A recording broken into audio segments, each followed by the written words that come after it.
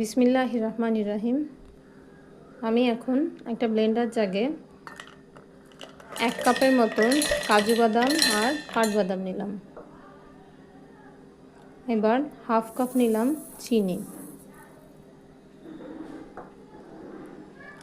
Half cup গুঁড়া দুধ, 1/3 cup custard powder. সবগুলো এখন আমি মিক্সড করে একটা আইসক্রিমের প্রিমিক্স তৈরি করব। আইসক্রিম তৈরির জন্য আইসক্রিমের প্রিমিক্সটা কিন্তু খুবই একটা জরুরি জিনিস। দেখেন মিক্সিতে মিক্সড করার পরে সবগুলো অনেক সুন্দরভাবে মিক্সড হয়ে গেছে।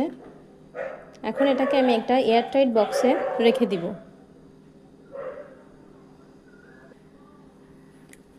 এই আইসক্রিমের প্রিমিক্সটা আমি নর্মাল ফ্রিজে 1 বছরের মতো সংরক্ষণ করতে পারবো। যদি এরকম একটা এয়ারটাইট বক্সে রাখি 1 বছর এই প্রিমিক্সটা কিছুই হবে না।